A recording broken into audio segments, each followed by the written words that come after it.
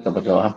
Bapa mengucap syukur, kami percaya Tuhan, dan kami mendengarkan firman, kami memuji menyembah-Mu, kami akan terus menjadi kuat, ada kekuatan baru yang Tuhan boleh berikan kepada kami semua. Terima kasih Tuhan, kami siap mendengarkan kebenaran firman-Mu. Hanya di dalam nama Tuhan Yesus Kristus kami berdoa dan mengucap syukur. Haleluya. Amin. Shalom, puji Tuhan Bapak Ibu sekalian. Saya mau berbicara malam hari ini, yaitu dengan judul khotbah hati-hati dalam bertindak. Kita buka dalam nas yaitu Yakobus 2 ayat yang ke-26. Sebab seperti tubuh tanpa roh adalah mati, demikian jugalah iman tanpa perbuatan, perbuatan adalah mati. Saudara, kalau kita melihat ayat ini, bisa juga kita melihat dari ayat ke-20, yaitu hai manusia yang bebal, maukah engkau mengakui sekarang bahwa iman tanpa perbuatan adalah iman yang kosong. Berbicara tentang akhir zaman, firman Tuhan kerap kali mengingatkan kepada kita bahwa sebagai orang percaya, waspada, berjaga-jaga di akhir-akhir ini. Dalam iman maupun dalam kerohanian, juga di dalam perbuatan kita. Karena kali di dalam perbuatan ini banyak orang melihat apakah kita ini adalah cerminan dari Tuhan atau bukan. Firman Tuhan juga mengingatkan bahwa di akhir zaman ini manusia tidak semakin baik, namun manusia semakin jahat. Kita melihat dalam Kejadian 6 ayat yang ke-6, yaitu berbicara tentang hati manusia selalu membuahkan kejahatan. Jadi Allah sudah berkata dari awal di dalam Kejadian 6 ini, bahwa hati manusia itu selalu membuahkan suatu kejahatan. Efesus 5 ayat 15-17 juga mengatakan, Paulus mengingat hari-hari ini semakin jahat. Jangan kita bodoh, tetapi pergunakan waktu yang ada untuk mengerti apa kehendak Tuhan. Jadi jangan kita bodoh, saudara. Walaupun kita tahu bahwa hari-hari ini semakin jahat, tapi kita harus cerdik, kita harus tulus juga.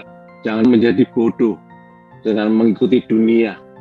Dan Wahyu 9 ayat 20-21 juga menggambarkan bahwa manusia itu juga semakin hari semakin jahat. Tidak tertulis bahwa orang percaya pun menjadi jahat kalau tidak menjaga hati. Namun di sini saudara, kita harus bicara bahwa yang harus ditekankan adalah hati kita, sikap hati kita bagaimana. Kita bisa percaya kepada Tuhan, iman kita bisa tertuju kepadanya, namun kerap kali dekat dengan sikap hati yang pada akhirnya mempengaruhi perilaku hidup kita. Banyak orang hari ini masih percaya Tuhan, imannya percaya, tetapi dalam perbuatan kita menunjukkan hal yang baik. Sehingga kerap kali juga dari hati itu bisa memancarkan apa yang keluar dari hati yang baik, ya baik. Kalau hatinya baik, kalau hatinya tidak baik, ya yang keluar juga tidak baik. Maka dari itu saudara, kerap kali sebagai orang percaya kita bisa berbicara banyak tentang firman. Banyak orang percaya pun sudah berbicara tentang firman, mengerti firman, namun kerap kali juga tidak bisa menunjukkan bagaimana menjadi pelaku-pelaku firman. Karena menjadi pelaku-pelaku firman ini setangkal diri pikul salib tidak mudah. Apa yang kita ucapkan harus sesuai dengan perbuatan kita. Namun itulah yang dimau oleh Tuhan. Kembali dalam Yakobus 2 ayat 26 dikatakan bahwa mengatakan iman tanpa perbuatan itu adalah mati. Jadi harus ada kerjasama antara perbuatan dengan iman. Nah, kita bisa melihat saudara di dalam Yakobus 2 ayat yang ke-20 sampai ke-26, Anda bisa membacanya nanti, bahwa yaitu Abraham, bapa orang beriman, juga Rahab si pelacur karena perbuatannya dibenarkan oleh Allah. Abraham yang setia, patuh mengikuti kehendak Tuhan dengan membawa Ishak untuk menjadi dipersembahkan kepada Allah. Juga Rahab, seorang pelacur yang menolong waktu itu, saudara. Kalau kita membaca ayat ini, bahkan dikatakan sebagai sahabat Allah. Mereka punya iman, yes, punya iman. Tapi perbuatannya, saudara, ada perbuatan-perbuatan yang seperti yang dilakukan ini dan seturut dengan kehendak Allah, sehingga Allah juga membenarkan itu, dianggap itu adalah suatu kebenaran. Maka dari itu kita pun juga sebagai orang percaya hari ini, apakah kita juga memiliki iman, namun juga di dalam perbuatan kita sesuai dengan apa yang kita yakini, apa yang kita dengar, kita pelajari dalam kebenaran firman ini.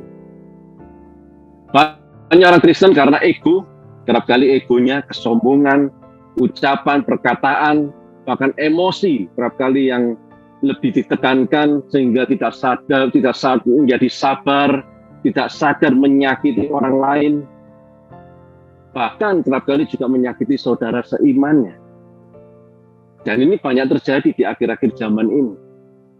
Dan mereka tidak menyadari. Kerap kali kita juga tidak berhati-hati dalam bertindak sehingga menyakiti orang lain. Banyak hal bisa terjadi, saudara. Contoh, saya ambil contoh. Hari ini, saudara, saya mendapatkan kiriman video dari teman-teman juga sudah mulai viral. Kejadian 5 hari lalu, dan video ini yaitu pemukulan seseorang karena selisih paham mungkin di jalan antara mobil dengan mobil. Hanya mungkin ya kalau melihat dari cerita waktu ada di video itu, percakapannya, argumentasinya, kita bisa melihat di situ bahwa bukan halnya besar, mungkin hanya kena potong atau apa itu, sehingga akhirnya satu sisi diterima dan satu sisi berusaha turun juga untuk menemui seseorang yang tidak terima ini, saudara. Dan yang terjadi apa, saudara?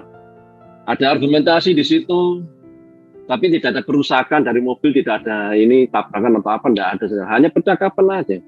Dan itu seharusnya sih menjadi suatu masalah yang bukan masalah yang besar, itu masalah sepele saja. Cuma kita bisa melihat, saudara, di situ karena ada emosi, karena tidak bisa mengendalikan diri, akhirnya apa, saudara?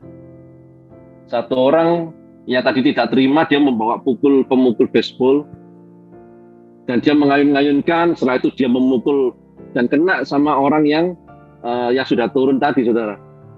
Jadi korbannya, teman-temannya di dalam mobil itu merekam kejadian itu. Dan hari ini viral. Dan di situ muncul lagi, saudara, informasi selanjutnya bahwa ini sama-sama orang Kristen semua, saudara. Sama-sama orang percaya. Nah, dari sini, saudara, orang lain bisa melihat. Bahkan kita tahu, saudara, itu di situ keluar semua. Bahkan korbannya yang dipukul juga, kalau saya tidak salah, saya mendapatkan informasi adalah anak dari seorang hamba Tuhan juga di Surabaya yang dipukul itu, saudara. Hanya karena masalah sepele akhirnya menjadi besar. Karena apa, saudara? Amarah, kerap kali tidak bisa mengendalikan diri. Nah, di hari-hari akhir ini banyak orang seperti ini, saudara. Jadi harus hati-hati. Jadi perbuatan jahat itu bukan membunuh, bukan hanya mencuri atau apa, saudara. Itu pasti, itu kalau itu pasti melakukan kejahatan. Namun hari ini hati-hati, saudara.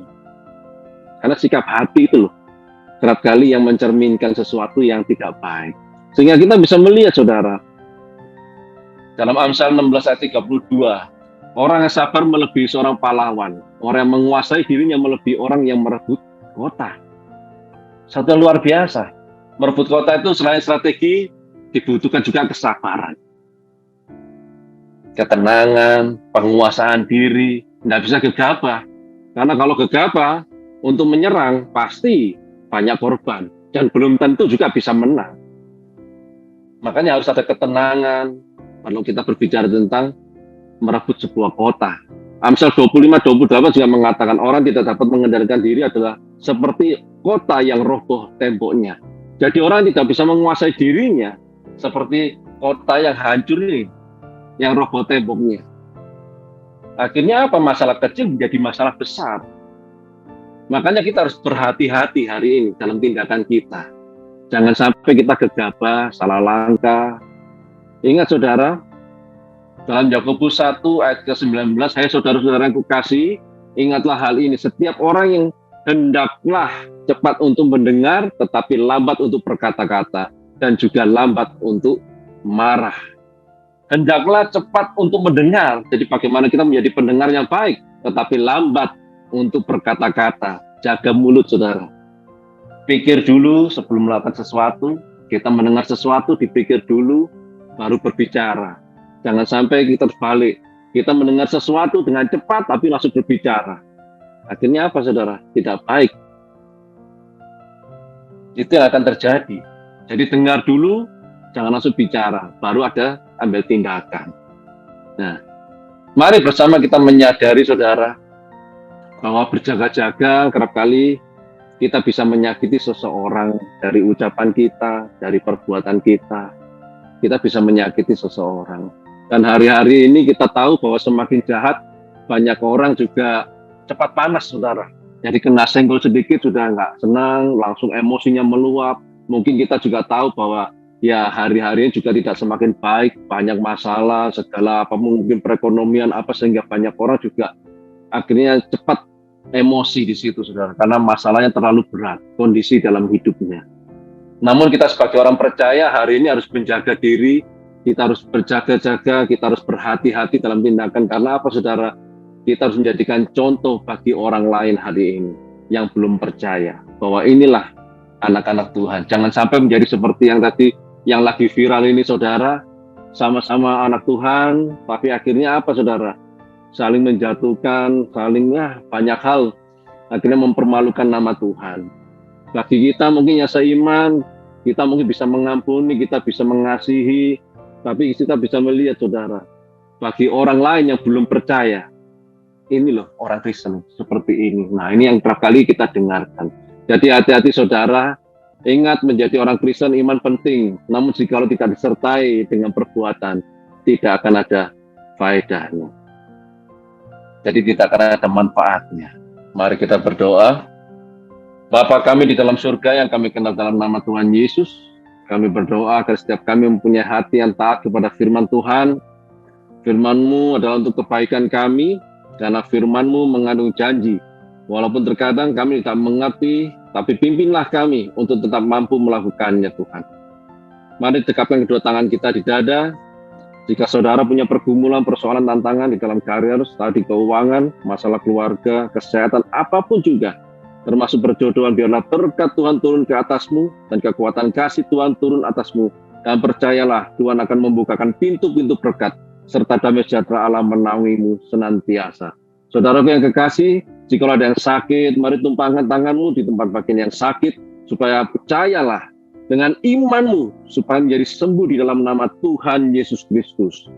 Kami berdoa dan mengucap syukur. Haleluya. Amin. Jika saudara masih membutuhkan pelayanan doa dan konseling, silakan menghubungi nomor yang tertera di bawah ini. Tuhan Yesus memberkati.